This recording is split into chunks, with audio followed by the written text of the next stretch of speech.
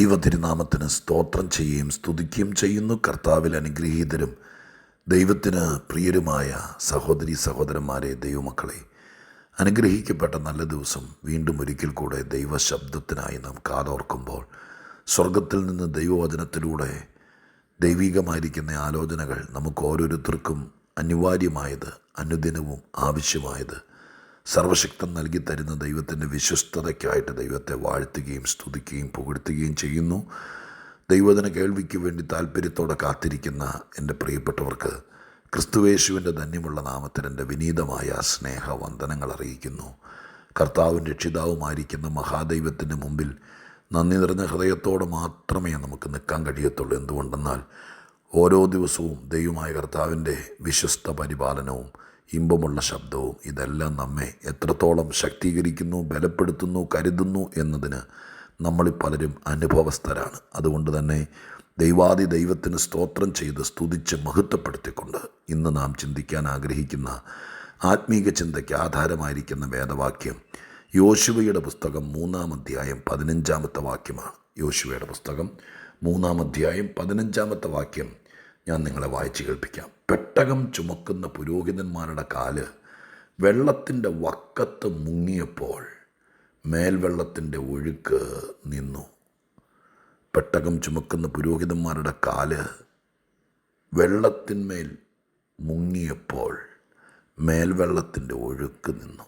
വളരെ പരിചിതമായ, എല്ലാവർക്കും അറിയാവുന്ന ഒരു സംഭവത്തിൽ നിന്ന് ഒത്തിരി പരിചിതമായിരിക്കുന്ന വേദവാക്യം ഇന്ന് രാവിലെ ദൈവസന്നിധിയിൽ എഴുന്നേറ്റിരുന്ന് കർത്താവിൻ്റെ മുഖത്തേക്ക് നോക്കി വചനം ധ്യാനിച്ച് പ്രാർത്ഥിക്കുമ്പോൾ സ്വർഗസ്ഥനായ ദൈവം ബോധിപ്പിച്ചു തന്ന 1-2 കാര്യങ്ങൾ ഈ വാക്യത്തിലൂടെ അറിവുള്ളവരാണെങ്കിലും ഒന്നുകൂടെ ഓർമ്മപ്പെടുത്തട്ടെ. ഇസ്രായേൽ മക്കൾ മിസ്രയീമിൽ നിന്ന് ഇറങ്ങി തിരിച്ച് കനാനിലേക്കുള്ള യാത്രയിൽ ആദ്യം ചെങ്കടൽ കയറണമായിരുന്നു, അവസാനം യോർദാൻ കടക്കണമായിരുന്നു. ചെങ്കടൽ കയറാൻ വേണ്ടി ദൈവമായ കർത്താവ് ഉപയോഗിച്ചത് മോശയുടെ കൈയാണ്. ആ കൈ വടി പിടിച്ച് കടലിന് നേരെ നീട്ടിയപ്പോൾ കടലിൽ തൊട്ടില്ല, കടലിൻ്റെ മീതെ മോശയുടെ കൈ നീട്ടിയപ്പോൾ ആ വലിയ കടൽ പിളർന്ന ജനം അക്കരെ കയറാനുള്ള വഴിയുണ്ടായി. എന്നാൽ യോർദാൻ പിളർക്കാൻ വേണ്ടി കൈയല്ല ഉപയോഗിച്ചത്, കാലാണ് ഉപയോഗിച്ചത്. ആരുടെ കാല്? പെട്ടകം ചുമക്കുന്ന പുരോഹിതന്മാരുടെ കാലാണ് ഉപയോഗിച്ചത്. ആ കാല് വെള്ളത്തിൽ മുട്ടിയപ്പോൾ ജനത്തിനക്കരെ പോകാനുള്ള വഴിയുണ്ടായി. അപ്പോൾ തുടക്കത്തിൽ കൈ ഉപയോഗിച്ചവൻ ഒടുക്കത്തിൽ കാലുപയോഗിച്ചു.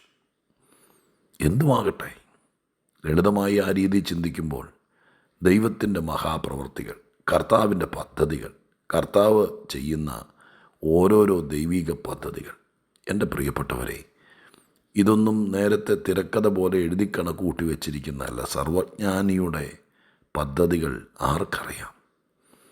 ചിലപ്പോൾ കൈകളിലൂടെ ആയിരിക്കാം വിടുതൽ, ചിലപ്പോൾ കാലുകളിലൂടെ ആയിരിക്കാം.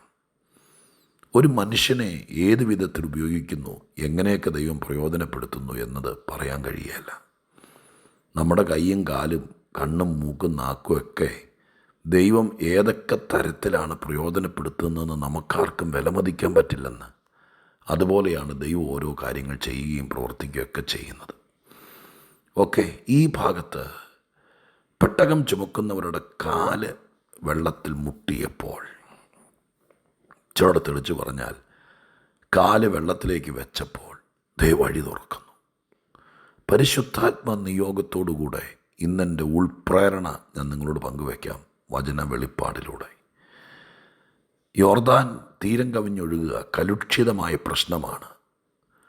പ്രതിസന്ധികൾ കരകവിഞ്ഞൊഴുകുമ്പോൾ അത്രയ്ക്ക് കൂലം കുത്തി വെള്ളം ഒഴുകുന്ന, കലങ്ങി മറിയുന്ന ഈ വിഷയത്തിലേക്ക് കാല് വെച്ചപ്പോൾ, എൻ്റെ പ്രിയപ്പെട്ടവരെ, ഒന്നാമത്തെ കാര്യം ഞാൻ നിങ്ങളോട് പറയാം. നമ്മൾ മടിച്ചു നിന്നാൽ, പേടിച്ച് നിന്നാൽ, മാറി നിന്നാൽ ചില കാര്യങ്ങളിൽ വഴി തുറക്കില്ല. വഴി തുറന്നിട്ടാട്ടെ മുമ്പോട്ട് നീങ്ങാമെന്ന് വിചാരിച്ചാൽ ആ നിപ്പ് അവിടെ നിൽക്കത്തുള്ളൂ, പക്ഷെ തുറക്കില്ല. എന്നാൽ ചില വിഷയത്തിലേക്ക് കാല് വെച്ചാൽ വഴി തുറക്കും. കാല് കുത്തിയ വഴി തുറക്കും. ഇതെല്ലാം ദൈവീകതയുടെ ഓരോ ഭാഗമാണ്. ചിലപ്പോൾ അവിടെ നിൽക്ക്, വഴി തുറന്നിട്ട് പോകാമെന്ന് പറയും. പക്ഷെ മെജോറിറ്റി കൂടുതലും നാം കാല് കുത്തിയാൽ വഴി ഉണ്ടാകും. അങ്ങനെയാണല്ലോ പലപ്പോഴും. ഒരു ദൈവദാസൻ ഒരു സ്ഥലത്ത് കാല് കുത്തിയാൽ അവിടെ ഒരു വഴി, ഒരു പദ്ധതി ഉണ്ടാകും. ഒരു കർത്തൃവൃത്തിനൊരു വീട്ടിൽ കാല് കുത്തിയാൽ അവിടെ ഒരു വഴിത്തിരിവുണ്ടാകും. നിങ്ങളിൽ ചിലർ ആത്മസാന്നിധ്യമുള്ള ഒരു ദൈവ സാന്നിധ്യത്തിലേക്ക് കാല് കുത്തിയാൽ ചിലപ്പോൾ ജീവിതത്തിൻ്റെ വഴികൾ തുറക്കും. എൻ്റെ പൊന്നുമക്കളെ, ദൈവസന്നിധിയിലേക്ക്, കർത്താവിൻ്റെ പാദപീഠത്തിലേക്ക്, ദൈവാലയത്തിലേക്ക്, ആരാധിക്കുന്നവരുടെ ഇടയിലേക്ക്, സ്വർഗീയമായിരിക്കുന്ന സന്നിധിയിലേക്ക് നീ ഒന്ന് കാല് കുത്തിയാൽ, നീ ഒന്ന് കാല് വെച്ചാൽ, ആ കാല് വയ്ക്കുന്ന നിമിഷം മുതൽ വഴിത്തിരിവുകൾ ഉണ്ടാകുമെന്നാണ് ഈ പറയുന്നേ. കാല് വെക്കേണ്ടിടത്തേക്ക് കാല് വയ്ക്കണം. ഇവിടെ പുരോഹിതന്മാരാണ് കാല് വെച്ചത്. പുരോഹിതൻ കാല് വയ്ക്കുമ്പോൾ ആ വാക്യത്തിൽ പ്രത്യേകം എഴുതിയിട്ടുണ്ട്, ചുമലിൽ പെട്ടകം ഇരിക്കുന്ന പുരോഹിതൻ.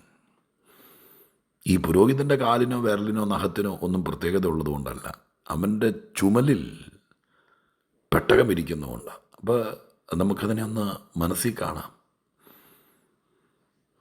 മോളിൽ പെട്ടകം ഇരിക്കുന്നുണ്ടെങ്കിൽ, ചുമലിൽ പെട്ടകം ഇരിക്കുന്നുണ്ടെങ്കിൽ താഴെ കാലിൽ ആ ശക്തി വ്യാപരിക്കും.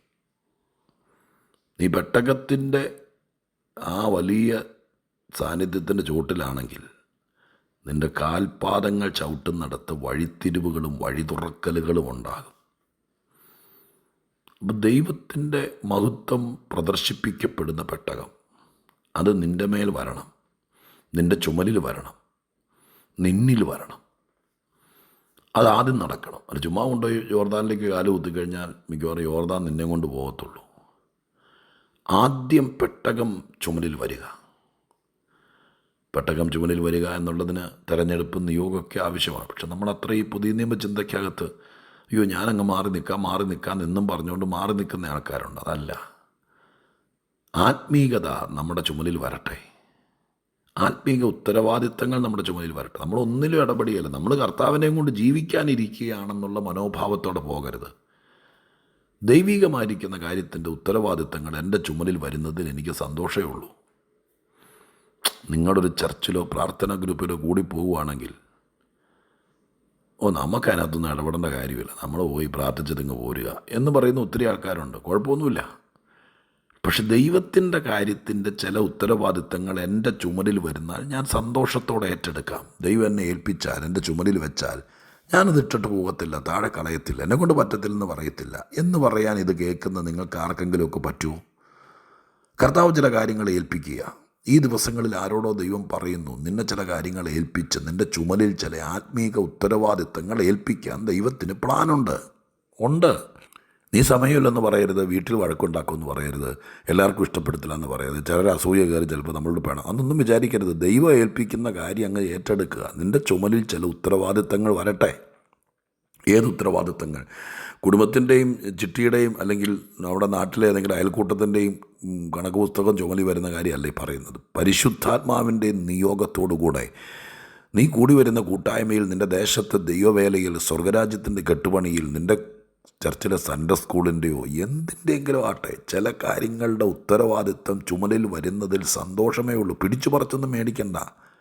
ഇലക്ഷൻ എടുത്തൊന്നും വോട്ടിട്ടൊന്നും ഉന്തിയും തള്ളിയും മറ്റൊരുത്തനെ കസേരയിൽ നിന്ന് ഉന്തി മറിച്ചിട്ടൊന്നും വേണ്ട. കർത്താവ് ചില കാര്യങ്ങൾ ചുമലിൽ ഏൽപ്പിച്ചാൽ, അത് ചുമലിൽ വഹിച്ചാൽ, ദൈവീകതയുടെ ഭാരം നീ ചുമലിൽ ഏന്തിയാൽ, നിൻ്റെ കാലുകളിൽ, ഉള്ളംകാലിൽ ഏറ്റവും താഴെ നിൻ്റെ കാൽപ്പത്തിക്കടിയിൽ ഭയങ്കര ദൈവ സാന്നിധ്യത്തിൻ്റെ പ്രവർത്തികൾ നടക്കാൻ തുടങ്ങും.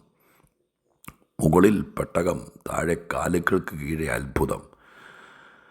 ദൈവസന്നിധി നമുക്കിന്ന് പകലക്കാലം ഈ ചിന്തകൾക്ക് ഞാൻ വിരാമം കുറിക്കുമ്പോൾ മനസ്സുകൊണ്ട് ആഗ്രഹിക്കാം. 2-3 കാര്യങ്ങൾ. ഒന്ന്, ദൈവമായ കർത്താവിൻ്റെ സന്നിധിയിൽ കർത്താവ് ചില കാര്യങ്ങൾ പ്ലാൻ ചെയ്തിട്ടുണ്ടെങ്കിൽ മടിച്ചു നിൽക്കാതെ, നിൻ്റെ കാലവിടെ കുത്താതെ വിടുതൽ നടക്കില്ല. നീ അങ്ങ് തുടങ്ങുക, നീ കാല് വയ്ക്ക്, നീ ഒരു സ്റ്റെപ്പ് വയ്ക്ക്, അത്ഭുതങ്ങളുടെ വഴി തുറക്കുന്നത് കാണാം. 2, ചുമ്മാ കയറി എല്ലാവരും കാല് വയ്ക്കുന്ന കണ്ടുകൊണ്ട് കാല് വയ്ക്കരുത്. ആദ്യം ആത്മീകതയുടെ ഉത്തരവാദിത്തം അത് നീ ചുമലിലേൽക്കണം. ക്രിസ്തീയ ജീവിതത്തിൻ്റെ ഭാരം, എല്ലാവരും അങ്ങനെ ഒന്നുണ്ട്. വെറുതെ ആരും രക്ഷപ്പെട്ടിട്ടില്ല. ചുമ്മാ കർത്താവിനെ കൊണ്ട് ഞാൻ ആദ്യം പറഞ്ഞതുപോലെ എന്തെങ്കിലും ആവശ്യം വന്നാൽ ഓടിച്ചെന്ന് പ്രാർത്ഥിച്ച് കാര്യം നടത്തിപ്പോരുന്ന രീതിയിൽ അങ്ങനെ ഒരു ക്രിസ്തീയ ജീവിതത്തിൻ്റെ പ്ലാൻ അതല്ല. ചില കാര്യങ്ങൾ ദൈവികമായിട്ട് ഞാൻ ചുമലിൽ വഹിക്കണം. അത് ഇച്ചിരി ഉത്തരവാദിത്തമുള്ളതാണ്. അത് ചുമലിൽ വഹിച്ചാൽ നിൻ്റെ കാൽപാദങ്ങൾ ചവിട്ടുന്നിടത്ത് വിടുതലുകൾ സംഭവിക്കും. ആരോടാണ് എന്നത് നിങ്ങൾ തീരുമാനിച്ചോളുക. ഈ ദൂത് ഏറ്റെടുക്കാം, നമുക്ക് ദൈവത്തിങ്കിൽ ഏൽപ്പിക്കാം, പ്രാർത്ഥിക്കാം.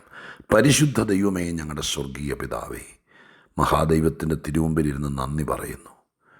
കർത്താവേ, ചില സ്ഥലങ്ങളിലേക്ക് കാല് വെച്ചാൽ അവിടെ അങ്ങ് ഓപ്പണിംഗ് ഉണ്ടായിക്കോളും എന്ന് ദൈവത്തിൻ്റെ ആത്മാവിൻ്റെ ഒരു പ്രേരണ ഞങ്ങളെ രാവിലെ കാണിച്ചു തന്നല്ലോ.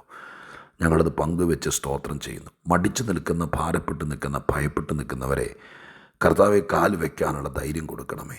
പ്രത്യേക ശുശ്രൂഷയിലേക്കാകട്ടെ, ജീവിതത്തിലേക്കാകട്ടെ, എന്തുമാകട്ടെ, അധൈര്യപ്പെട്ടിരിക്കുന്ന വിഷയങ്ങളിൽ ധൈര്യം പ്രാപിക്കട്ടെ.